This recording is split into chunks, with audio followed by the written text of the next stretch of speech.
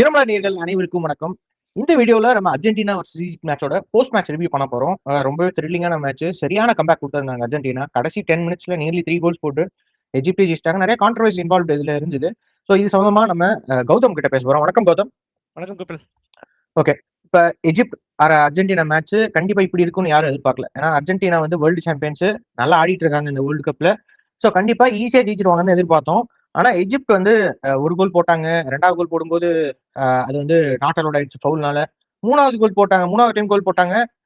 2 goals leading, nearly 70 minutes வரைக்குமே 2 கோல் leading இருந்துச்சு. அதுக்கப்புறம் அர்ஜென்டினா அவங்களோட அட்டாக்கை வந்து தீவிரப்படுத்துறாங்க, கோல் போட்டு ஜெயிக்கிறாங்க.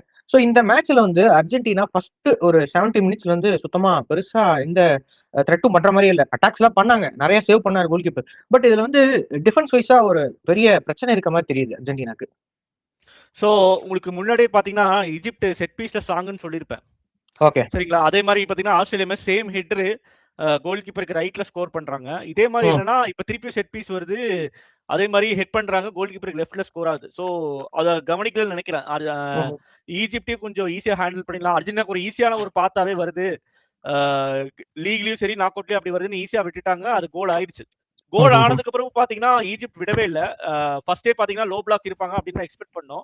இருந்தாலும் வந்து பொசிஷன் மெயின்டைன் பண்றாங்க, ஒரு சில ஷாட்ஸ் எடுக்கிறாங்க. அர்ஜென்டினாக்கும் ஒரு டஃப்பான அதே பிளாக்ல வந்து ஈவன் பாலை விட்டா டக்குன்னு இறங்கிக்கிறாங்க. திருப்பியும் பால் கிடைச்சோன்னே செட் பண்ணி இதே மாதிரி நல்லா விளையாண்டு இருக்காங்க. Short and targets Argentina. அப்புறம் என்னன்னா 2 ஒரு பெனால்டி கிடைக்குது, மெஸ்ஸி மிஸ் பண்ணிடுறாரு.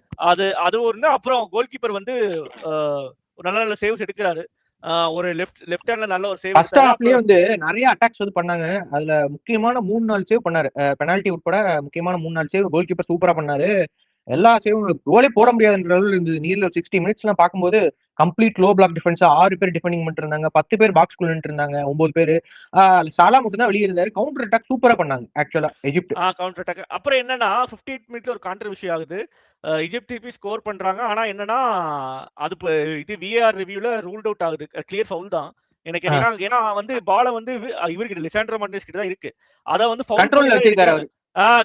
பிரச்சனைனா அவரு லாஸ்ட்ல சாலா வந்துட்டு கீழே விழுவாரு. அதுக்கு நீங்க ஃபவுல் தரல, 3வது கோல் ஏமாத்திட்டாங்க அர்ஜென்டினா அப்படின்னு சொல்லி எஜிப்ட் சொன்னாங்க. ஆக்சுவலா லிசாண்ட்ரோ மார்டினஸ் கிட்ட பால் கண்ட்ரோல்ல இருந்தது. 58வது நிமிஷத்துல கண்ட்ரோல்ல இருந்தப்ப அவர் காலம் மிதிச்சு அவரை தள்ளி விட்டு பால் எடுத்துட்டு போயிட்டாங்க. அது வந்து ஃபவுல்னு சொல்றீங்க. ஏன் சாலா கடைசி 3வது கோல் போறதுக்கு முன்னாடி ஆல்வரஸ் வந்து சாலா கிட்ட இருந்து பால் வாங்குவாரு. ஆக்சுவலா அவர் அந்த சாலா காலு கீழே இருக்க பால வின் பண்ணிடுவாரு. அவர் பின்னாடி போயிடும் அந்த பால். அந்த விஷயம் விஷயத்துல நான் பார்த்தது சொல்றேன்.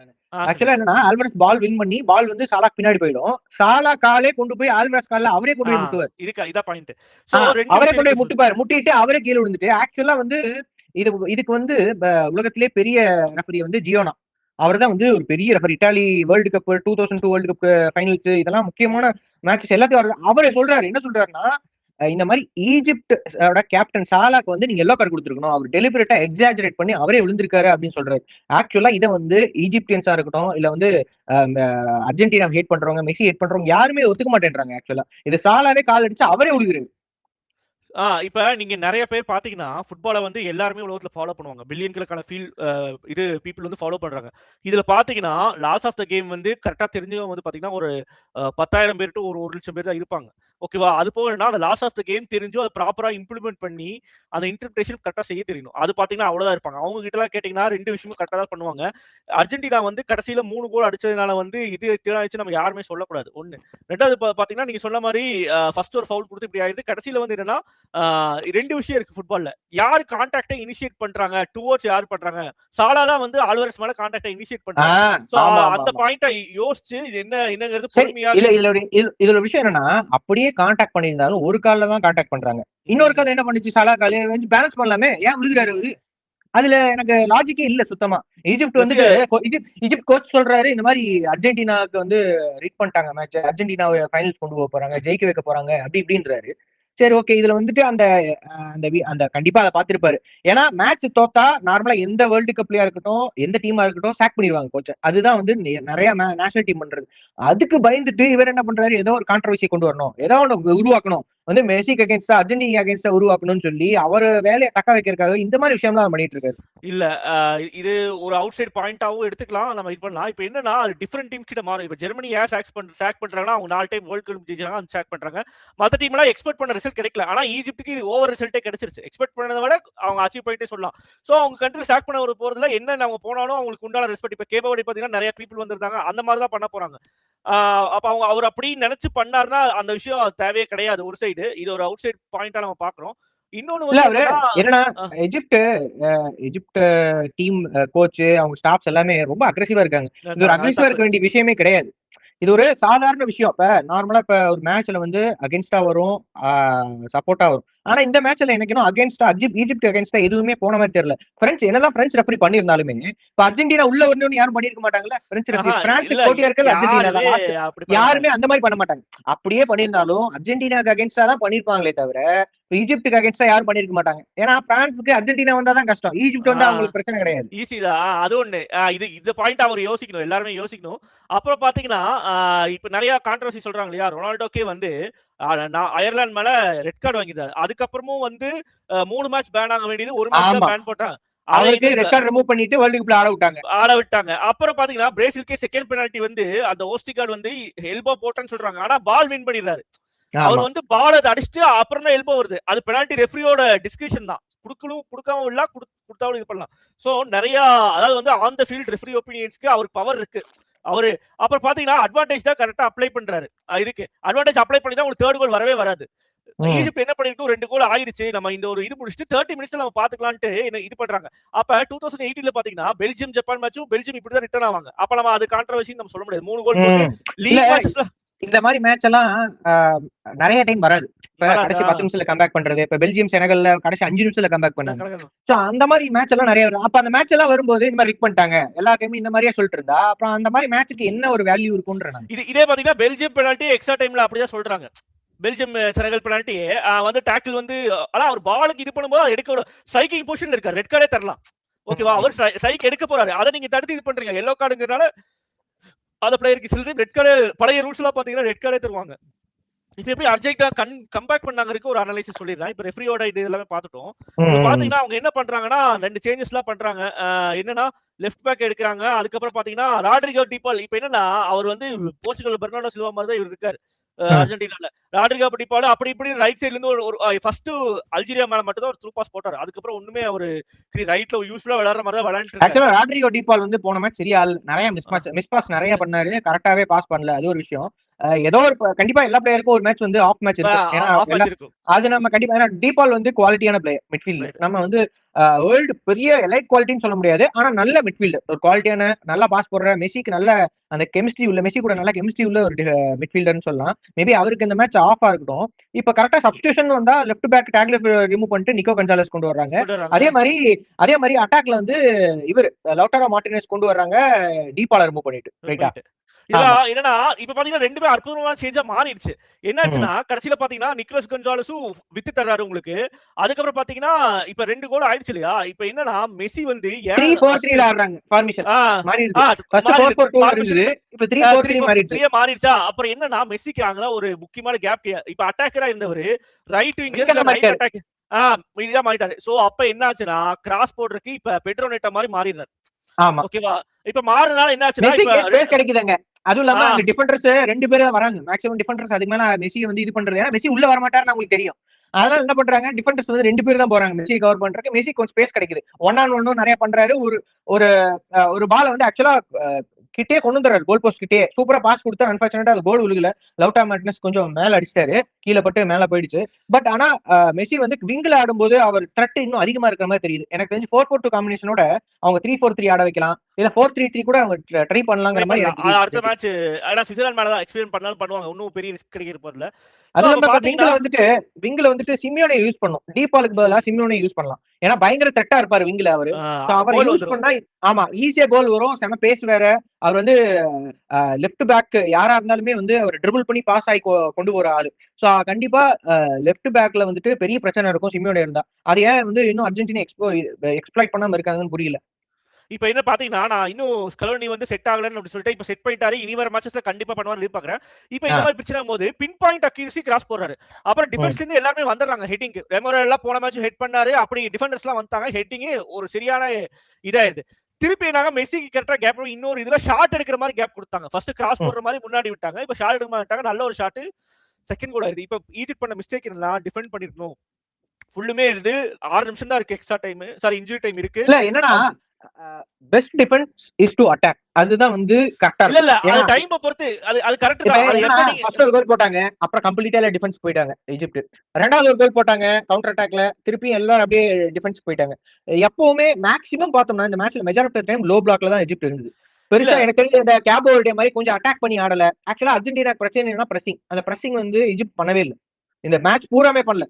ஃபர்ஸ்ட் கொஞ்ச நேரம் இருந்தது, அப்புறம் சுத்தமா பிரசிங் இல்ல. கோல் போட்டப்போ கம்ப்ளீட் லோ பிளாக்கா மாறிட்டாங்க. அந்த இடத்துலதான் வந்து அர்ஜென்டினாக்கு ஒரு நல்ல வாய்ப்பா போயிடுச்சு. ஏன்னா அர்ஜென்டினா ஃபர்ஸ்ட் 60 நிமிஷம் வரைக்குமே வந்து இப்ப லோ பிளாக்ன்றனால கிராஸ் போடவே இல்லை அர்ஜென்டினா. 60 நிமிஷம் வெளிய இருந்து அவுட் சைட் கோல் தான் ட்ரை பண்ணிட்டு இருந்தாங்க, வரல. அப்படிங்கும் போது மெஸ்ஸி விங்கரா மாறினதுக்கு அப்புறம் அவர் ஃபுல்லா கிராஸ் தான் போட்டு இருந்தாரு, அதிகமா கிராஸ் போட்டு இருந்தாரு. அப்புறம் உள்ள கொண்டு போய் கிராஸ் கொடுத்தாரு, கிரவுண்ட் கிராஸ் கொடுத்தாரு, இந்த மாதிரி கிராஸ் தான் அதிகம் கொடுத்துட்டு இருந்தாரு. அதுக்கு எஜிப்ட் கிட்ட சொல்யூஷன் இல்லை. அதுவும் இல்லாம மெஸ்ஸியை பத்தி நம்ம பேசணும்னா மெஸ்ஸி வந்து பெனால்டி மிஸ் பண்ணி ஒரு கோல் போட்டு ஒரு அசிஸ்ட் பண்ணிருக்காரு.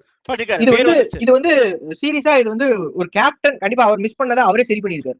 இதுதான் வந்து ஒரு லீடர்ஷிப்போட ரொம்ப முக்கியமான விஷயம். இப்ப தப்புங்கிறது எல்லாருக்குமே நடக்கும். மெஸ்ஸி வந்து 2 பெனால்டி விட்டுருக்காரு இந்த வேர்ல்டு கப்ல. அதுல என்னன்னா வேர்ல்டு கப்ல அதிக பெனால்டி எடுத்தது இவர் தான், அதிக மிஸ் பண்ணதுமே அவர் தான். இதுல 8ல 4 மிஸ் 4 தான் போட்டிருக்காரு பெனால்டி. பெனால்டிங்கிறது எல்லாத்துக்குமே ஈஸியான கிக். ஆனா மெஸ்ஸிக்கு வந்து பெனால்டி ரொம்ப கஷ்டமா இருக்கு, ஃப்ரீ கிக் ஈஸியா இருக்கு. அதுதான் ஒரு ஆச்சரியமா இருக்குது. ஃப்ரீ கிக் வரவே இல்ல இந்த மேட்ச். ஏன்னா Egypt out side the box வந்து ஒரே ஒரு ஃபவுல் தான் பண்ணாங்க. ஃப்ரீ கிக் ஒன்னு அடிச்சாரு, ஒன்னு தான் அடிச்சாரு, அவ்வளவுதான். அது அக்யூரேட்டா அடிச்சாரு. ஆனா அது வந்து லெஃப்ட் சைடுல வந்துருச்சு, ரைட் சைடுல வந்தா கூட போற ப்ராபபிலிட்டி ஜாஸ்தி அவருக்கு அப்பதான் வரும். சோ அப்ப என்னன்னா ஈஜிப்ட் வந்து என்னன்னா ஒரு ஆளை நீங்க மார்க் பண்ணீங்கன்னா புடிச்சிருக்கலாம் மெஸ்ஸிய, ஆனா அந்த ஒரு ஆளை மார்க் பண்ணக்கு மறந்துட்டாங்க. ரெண்டாவது கோல் வந்ததுக்கு அப்புறம் என்னன்னா அப்ப திருப்பி அட்டாக் பண்ணக்கூடாது. என்னன்னா இன்ஜுரி டைம் இருக்கு நம்ம சொல்லிட்டு ஜப்பானோட மிஸ்டேக் பண்ணிட்டாங்க 2018. என்ன பண்ணிட்டு 6 நிமிஷம் கழிச்சு எக்ஸ்ட்ரா டைம்ல பாத்துக்கலாம். ஏன்னா அர்ஜென்டினா வந்து ஃபார்மேஷன்ல வாங்கி கன்ஃபியூஷன்ல இருக்காங்க. நீங்க திருப்பி கரெக்டா விளையாண்டீங்கன்னா கோல் போடுறதுக்கு வாய்ப்பு இருக்கு. அப்ப என்னாச்சு, கரெக்டா கவுண்டர் அட்டாக் விட்டுட்டாங்க. ஃபவுலுக்குலாம் கிளைம் பண்ணிட்டு கவுண்டர் அட்டாக் விட்டாங்க. கரெக்டா சப்ஸ்டிடியூஷன் மாதிரி மார்டின் வச்சு சரியான கிராஸ் போட்டாரு. என்ஜோ பெர்னாண்டஸ் வந்து ஃபுல் மேட்சும் ரன்னிங் கொடுத்து ஹெட்டிங் பிளேஸ்மென்ட் ஆல்வரஸ் வந்து பாஸ் போடும்போது ஆக்சுவலா மெஸ்ஸி தான் வந்து நீங்க என்ஜோ இது லவுட்டாரோ மார்டினஸ் பாஸ் போடுன்னு சொல்லி இதெல்லாம்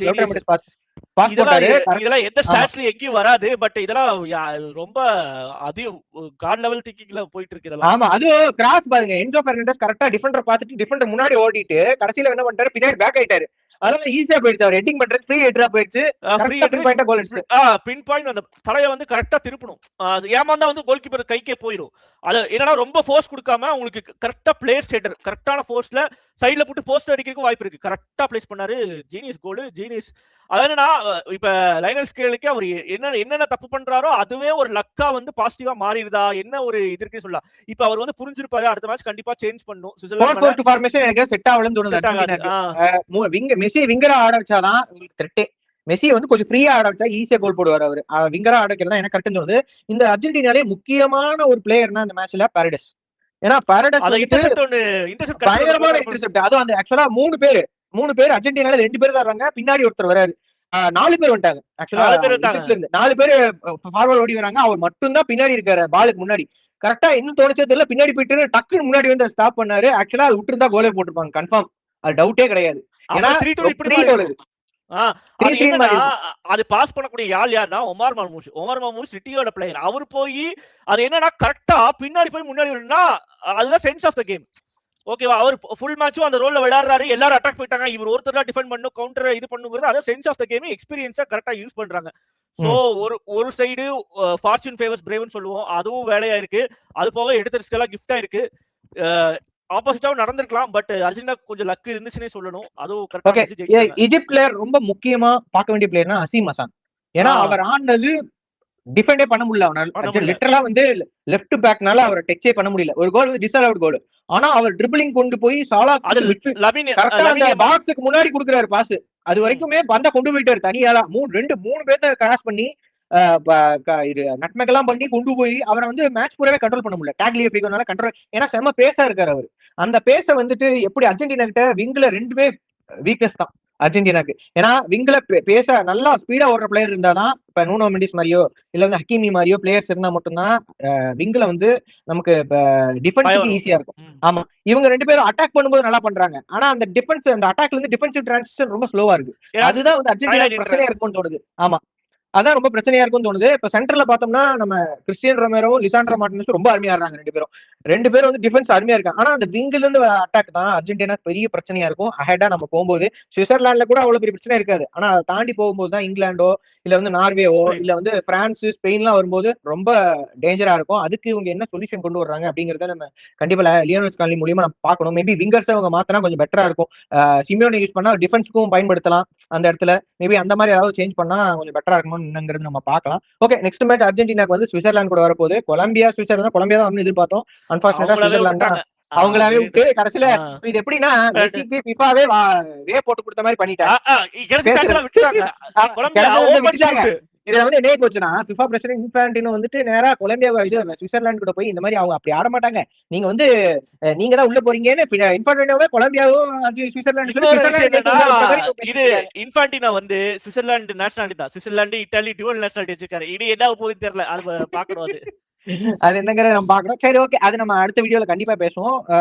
நம்ம குவார்டர் ஃபைனல்ஸ் முக்கியமா வரப்போகுது. இதுல இருந்து எல்லா வீடியோமும் ரிவ்யூ நம்ம பண்ண போறோம். தொடர்ந்து இருந்துங்கள். நல்ல வீடியோ சந்திப்போம் next time. Until then, bye from Kapil Murugesh and Gautam.